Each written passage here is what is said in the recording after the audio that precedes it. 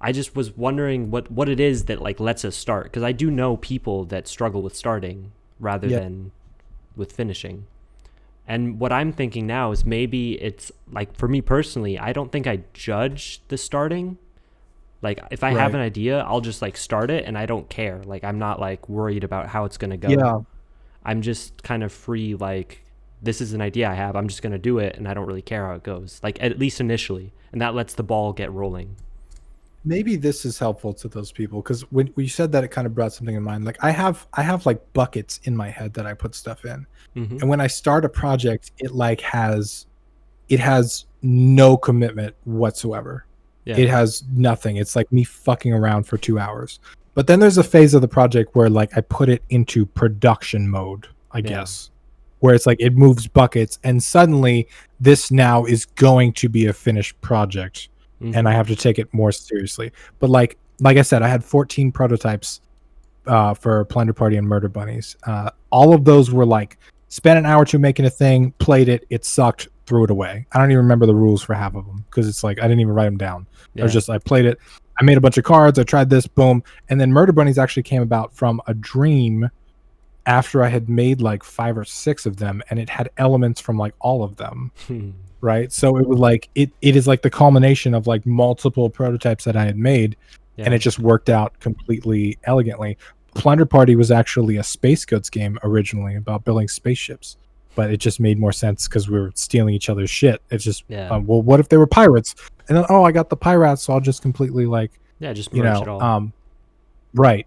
And I think Plunder Party and Murder Bunnies, like, they have made that transition to the Production. the production mode bucket. Like I have a Space Coast game that I'm working on, but it's just like I'm okay with throwing it away or trashing it or starting a new game or doing whatever. There's no pressure on it basically. Yeah. Like there's no timeline, there's no pressure. I can throw it away, I can change it, I can iterate, I can do whatever I want. Whereas like Murder Bunnies and Plunder Party, I feel a responsibility to finish and to work on and to get where it needs to go. Yeah. Um I think that so makes maybe that would sense. help. I think that would Yeah, I help. mean, I mean, I can't speak for them, but and then I think on the inverse, the setting, the like short development time cycles, right? This whole concept, I feel like that's kind of designed to finish, right? Because when you have a stricter deadline and you're yeah, like, okay, 3 months, then I'm done. Like that forces you to actually finish the game, versus like right. some people can have no deadline in a sense and just be working on the game, and they're not worried about Yeah, finishing it because they're like, oh, I'll just finish it when I finish it. Which for me, I would never finish the game then. right. Yeah, I think it really comes down to your motivation level, right? Like, Yeah. or your motivation type. Like, what gets you going? What gets you motivated? And like, I don't have the attention span for these longer projects. Phytophobia took me 4 years, but like there was periods of 3, 6, 9 months where I didn't work on it at all. Yeah. And I'd be working on other things. Like I think it was like 20 some games that I made while making Phytophobia, like Game Jam games and other projects. Like it was a There was bunch a of lot of stuff. games. Yeah, there's a lot of games I made while making a game. So I, in realizing that and being, what's the word? Responsible. I was going to say reflective is the word. Reflective. Being reflective of that. I'm responsible too, I guess.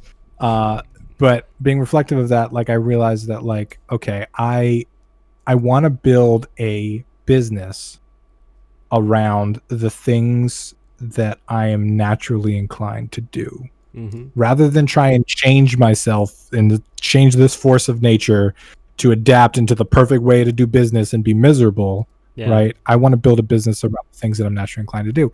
You know what I'm naturally inclined to do? Stay up till 5 a.m., fucking sleep till Same. noon, like all this, you know what I mean? Like all of this stuff that everybody tells me is wrong with me or whatever fucking society doesn't agree with, like that's who I naturally am as a person. And in addition to that, attention spans of a couple months for a project is where I'm at. So Yeah. I'm convinced that I can build a project within that attention span. Like, look at Cyberpunk, man. It like it Yeah. extended its fucking warranty.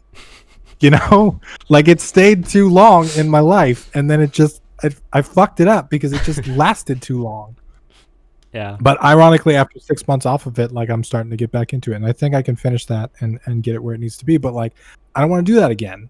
I want to find a scope for a project that I can stick to that fits within that first wave of like excitement and motivation. And I think if I can do that and I can do that consistently, I'm gonna have a fucking great life, because Yeah. it's gonna be, this whole business is gonna be built around, you know, who I am as a person. And I want to facilitate that rather than the vice versa. I was like, you should adapt yourself and you should work 16 hours a day and make this, you know. No, I want a Yeah. lifestyle business is what I want.